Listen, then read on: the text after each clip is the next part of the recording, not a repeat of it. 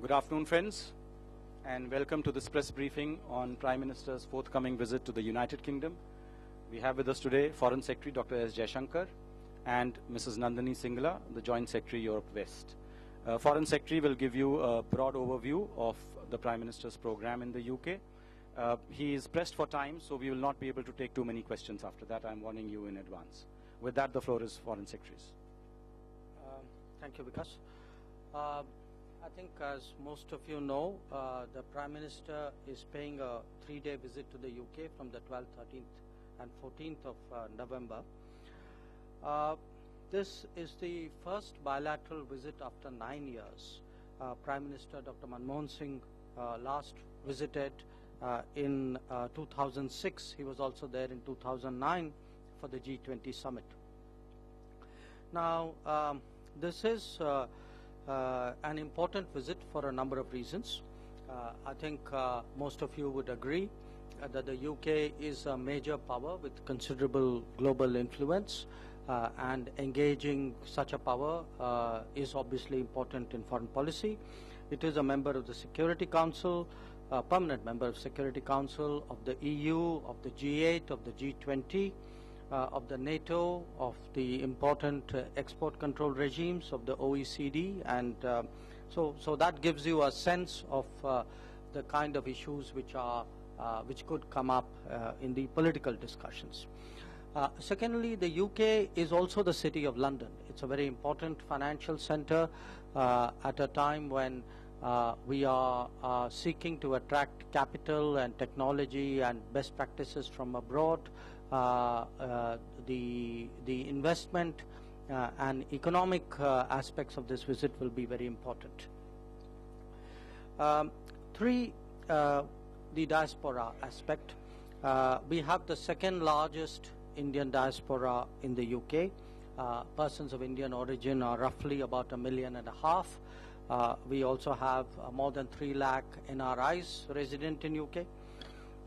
They broadly constitute 2% of the UK population.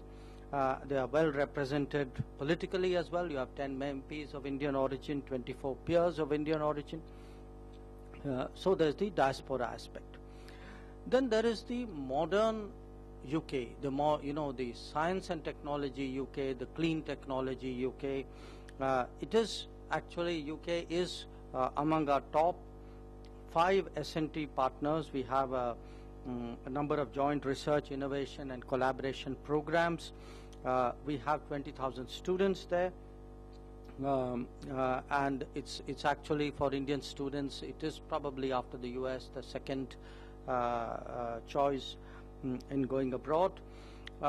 So there is that aspect. In fact, on the people-to-people side, please bear in mind as well that our tourism links with UK are very, very important. We get more than 10 lakh tourists from UK, 4 lakh Indians visit UK annually. And finally, it is a country with whom we have obviously a very special history, very unique bonds. We share a number of institutions and values. So these are all, I would say, this in a sense is the backdrop for the visit. Now, in terms of our PM and PM Cameron, this would be the 3rd meeting. They met at the Brisbane G20 last year. They met then this year in September at the UNGA. And PM Cameron himself has visited India thrice. And he has spoken, both he and his party have both spoken strongly in terms of enhancing the relationship with India. So we reciprocate that interest, that commitment, and therefore this visit. Now, the program essentially has 5 pillars: the government-to-government discussions, and this would be between the 2 prime ministers, both at 10 Downing Street as well as at the Chequers, which is the official residence of the British Prime Minister. There will be an address at the UK Parliament. There will be business engagements meeting of the CEO forum, of the two countries, which has been reconstituted, as well as an important address to the finance and economic sectors of UK. Prime Minister would be having a lunch with Her Majesty the Queen at Buckingham Palace, and there will be an engagement with the Indian diaspora. Prime Minister will also be visiting the JLR factory at Solihull, which is actually, in a sense, the flagship Indian investment in UK. He has a number of other engagements, which include a visit to the house which Dr. B.R. Ambedkar had occupied when he was a student at the London School of Economics, as well as the unveiling of a bust of Sri Basveswara right at the Thames River embankment. Just in terms of some sort of, I would say, special gestures or elements of this visit, I think you have the stay in Chequers is a little unusual. Other prime ministers have been there, not recently.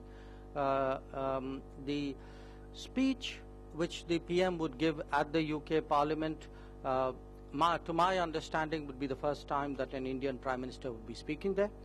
Prime Minister Cameron would be with him for most of his program, and in fact would be escorting him to the House of Commons chamber. When the Prime Minister, I didn't mention this earlier, would be paying homage at the statue of Mahatma Gandhi near the Parliament, which was inaugurated last year, and we expect a fly past with our national colors coinciding with that, and we expect a very significant community event. In terms of I think most of the other program elements have covered. In terms of the bilateral relationship with the UK, it's been a strategic relationship now for 11 years, since 2004. And UK and India are actually leading investors in each other's countries. Our ballpark figure for UK investments in India is in excess of $22 billion. It amounts to 9% of the current FDI level in India. It's much harder to get figure for Indian investments in UK, but I think the working assumption is this is somewhere in the $500 million, $600 million range per year for the last few years. We have 122 Indian FDI investments in the UK. We are a significant job creator there. In terms of trade, again, UK is a significant partner. We have almost $18 billion worth of trade. We export about 14 is the trade in goods, of which we export 9 plus. We import about 5, and we have a trade in services about $4 billion plus. As I mentioned, we have a very robust partnership in science and technology, education, healthcare, culture. We have 800 Indian companies operating in the UK. So this is broadly the state of the relationship. Now, in terms of what the discussions would be, we obviously there would be a lot of political and security-related discussions, both on global and regional issues, including on countering terrorism and extremism. We will try to deepen the economic engagement, so there would be, again, a lot of focus, particularly as there's growing interest in the reviving Indian economy. I think the message of the fact that it's getting easier to do business is resonating. So you will see business agreements, some of which would be announced at the business event during the visit. I think the Prime Minister's speech at the economic event is also something which is eliciting a certain amount of interest. There will be a number of outcome documents. There will be mostly, we do joint statements at the conclusion of all important visits. But in addition, we expect a statement on defense and security partnership, one on development partnership, because today both India and the UK provide ODA, do projects abroad. So we see some advantages in working together there. There would be a statement on energy and climate change, and possibly some sort of a broader statement, a vision statement sort of thing in addition. So that's essentially the sort of the context in which the visit is taking place, broadly what you can expect from there, and I'd be happy to take a few questions. Vinita Pandey.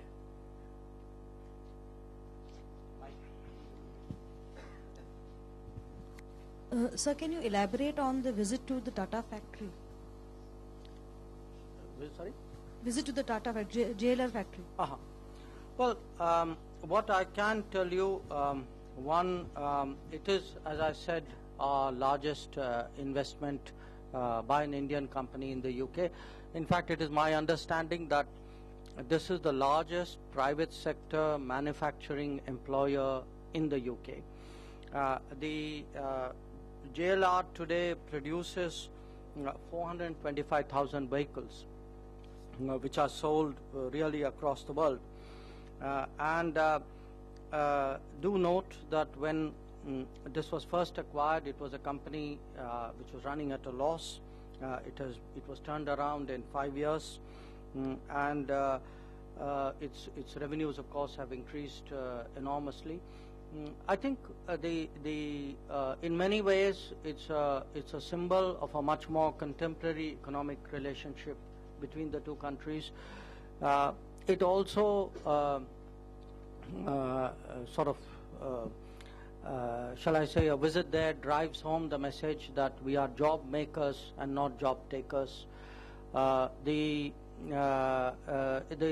believe that the particular facility that we are going to has some very unique features, including a very modern aluminium bodybuilding sort of part of the plant. So I think these were broadly the elements which went into our thinking as we planned that visit. Akhilesh Suman. Sir, though you have given some glimpse of what is the outcome of this visit, but still there are many issues that you didn't elaborate. Can I know that there has been a difference between India and UK over the visa issues, high visa fees, and also politically, business-wise also, there were willingness from UK, but India didn't come forward too much. So when Prime Minister is going after such a long time, willingness on what? UK has been willing to do more business with India, but from Indian side, I don't think that there has been much progress. So can you elaborate something that, what is the major takeaway from UK to India at this time? Well, you see, I think let me just approach this visit rather than what could have happened and what didn't happen. I mean, to my mind, a lot of these visits have very practical outcomes. I mean, let's take what you can expect to see in London. I mean, clearly, if the Prime Minister were to interact with the business and financial circles of the UK, sort of put across our policies, our economic policies, with a degree of clarity and authority and credibility.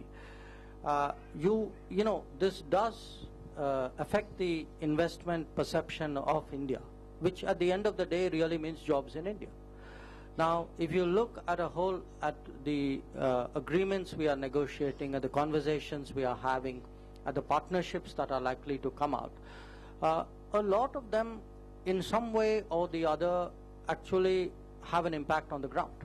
I mean, if you, for example, you look at a skilling initiative, it really means you are creating higher value jobs. If you look at health initiatives, you are improving both the access to healthcare and the quality of healthcare in India. If you are looking at clean technologies, it could feed into the Ganga rejuvenation campaign. So if you're looking at energy, because Britain is today a major player in clean energy.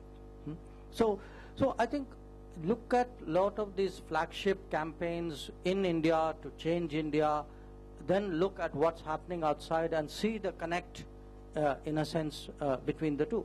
And even the political and defense, I would argue, for example, I mean, the UK still has a lot of experience, knowledge, presence even today in a number of parts of the world which are of interest to us. They still, for example, have a contingent in Afghanistan.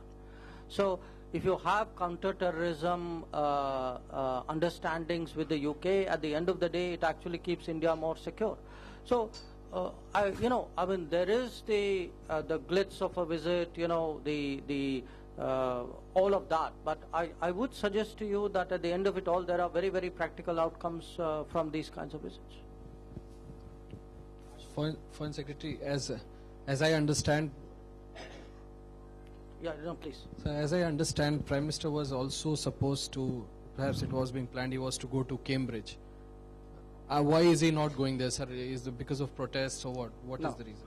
No, the Prime Minister at no stage in his program was the Prime Minister to go to Cambridge. I mean, I myself have done 2 visits prior to PM going there to plan the program. This was never on the cards, and that's not an issue. Santosh Thakur. Sir, प्रधानमंत्री अंबेडकर जी के घर भी जा रहे हैं, क्या ये किस लिए और क्या कोई राजनीतिक घोषणा भी होगी वहां से? नहीं, जैसे देखिए, जैसे मुझे पता है, I think we acquired it this year, no? The house. We acquired, this is the house where Dr. Ambedkar lived in 1921-22 when he was studying in the London School of Economics. And then a number of people who felt that he should be honored and that there was a message in terms of his presence and his education in the UK, felt that this house should be acquired. This house was acquired of the MEA, and now when the house was acquired, it was not in very good condition. So the house is sort of now undergoing a renovation. House, I mean, I think if you look at the 2 rooms of the house, it would be half this auditorium, maybe less than that.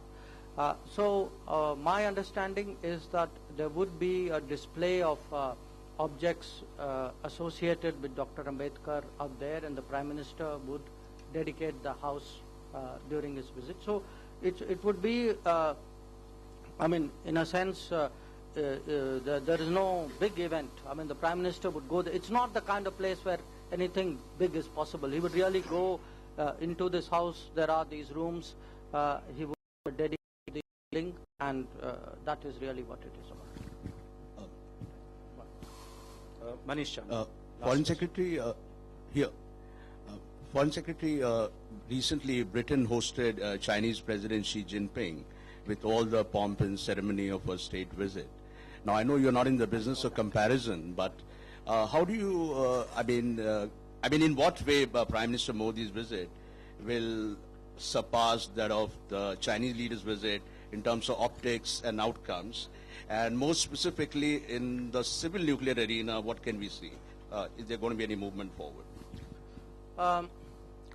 First of all, I'm not in the business of comparisons. Now that I'm not, I can also say it's actually not practical to compare apples and oranges. I think we have a different history with the UK. We, as I said right at the start, there is a connect between us. It's a connect of of values and history and institutions and thoughts. We have a big community in the UK. For example, I expect more than a few people to come to Wembley. I'm not sure that there was something like that in the last visit, which you are referring to, which I'm not comparing it to.